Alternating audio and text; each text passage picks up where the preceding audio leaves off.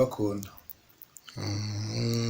None watangira udusobanurira uhereye kuri akangaka. Ngo akaba kitaga ku rubindi nagakuye muri Kongo ku muvuzi wa Gihanga w'umuhundi witwa Rushisha. Niko ntangiramo imiti ku bantu bari kure hanze. Hari ukuntu ko natse umuriro baba bari nko mu burako kanya nkafata igicucu cyabo ngahita mbavura n'ibereye hano. Barwaye nk'iki? Barwaye nk'amadayimoni, inyatsi, n'uruki n'abarozi bwo turushwima.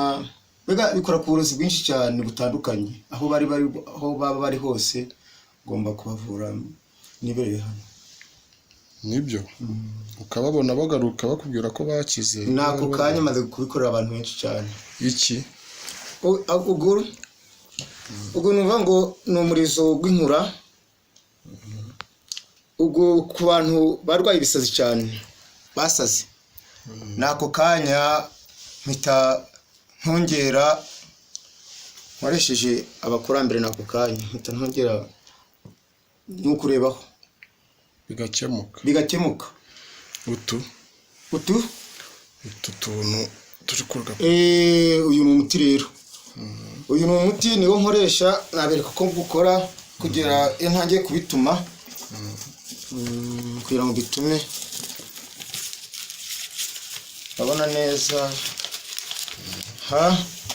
Shira ku munwa wa mbere wa ku rubindi ngashyiraho umuti. Ubwo ngiye kohereza nko muri Amerika.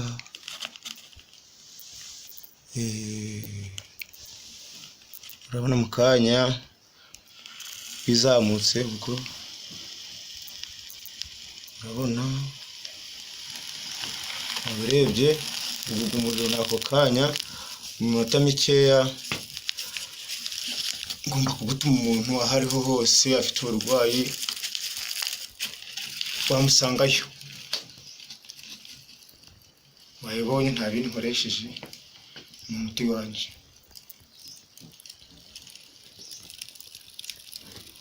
Ubwo nk'ibi bintu umuntu utari wabibona yakwizera ko bibaho? Oya, ntiyabyizera nawe uri kubyirebera. Nanjye ibi bintu nibwo bwa mbere nabibona pe. Nawe uri kubyirebera kabisa nako kanya. Nako kanya.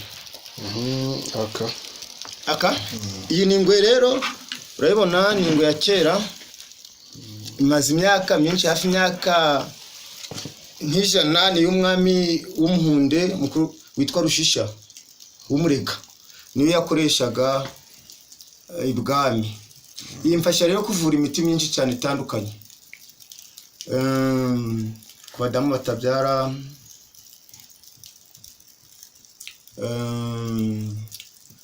ku bakobwa abandi gushaka nkoresha iyi ngwe yanjye nkayatongera nuko ibintu bigakorwa. Bigakorwa. Wabuze umugabo akamubona nako kanya. Wabuze n'urubyaro akarubona nako kanya. Nibyo. Aka kantu si kameze gatya. Aka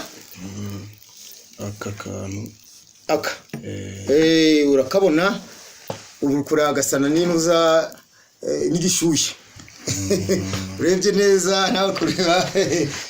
Yiri nkongoro yanje rero nitumagaho nshaka.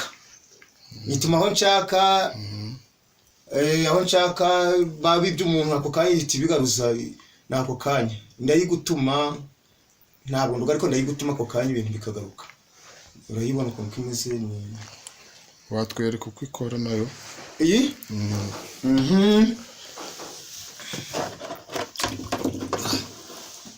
Shira hano mbereka ukuntu bikora.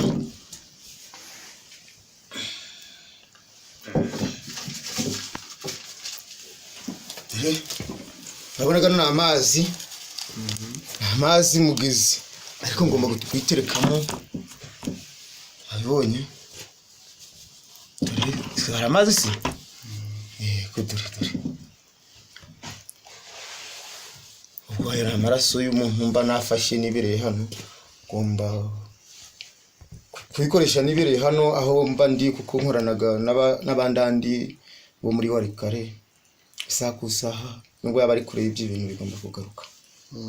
Ngomba kubimugaruriza byanze bikunze. Byanze bikunze biramutse yabitwawe babimwibye n'abantu benshi cyane maze kubikorera.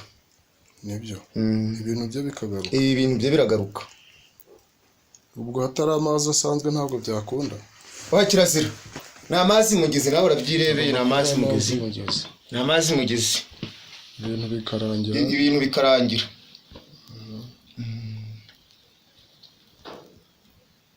Kuko hari abantu dukorana cyane b'abasaza bo muri Kongo, kuko nanjye niyo mvuka. Reka nanjye umukongomani. Ubwo ibi byose hari aho bihuriye. Oya, buri kintu gikora ukwacyo. Nakubwiye kandi uri kureba ukuntu ko gakora ukwako, n'aka gakora ukwako, n'aka gakora ukwako, n'iri rigakora ukwako. Waribonye. Ugomba kuriguruza iyo rija rikajya kubizana. Ukaba wifuje ko ibi bintu twabisangiza abantu. Mwabisangiza abantu bakamenya ko bikora, bakamenya ko bikora, ko bifite ibyangombwa byabyo. Bifite ibyangombwa byabyo.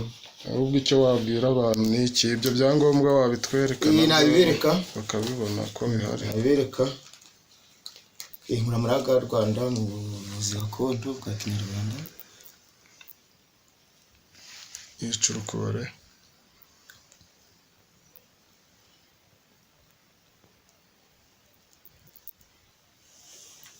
Yego. Ukaba ushaka kumenyesha abantu ko ibi bintu bikora, bagize ibyo bibazo bakugana. Bagize ibyo bibazo bangana. Ukaba wifuza ko abantu bafite ibyo bibazo bakugana ukabikemura mu buryo bwihuse. Ku buryo bwihuse, kuko n'abantu benshi cyane maze kubikorera. Barinda bizamagana. Mfite n'igitabo mbandikagamo. Ni ukuvuga ngo akazi urakamenyereye. Akazi nakamenyereye rukumva. Ndakamenyereye nkamazemo hafi imyaka 18. Ubwo abo wabikoreye bigakunda bazaba abahamya. Bazaba abahamya. Ni benshi cyane. Ni benshi cyane cyane. Nibyo ngewe rwose ibi bintu nibwo bwa mbere nabibona. Gusa birantangaje cyane. Ariko nanone burya hari byinshi tuba tugomba kubona tukanamenya.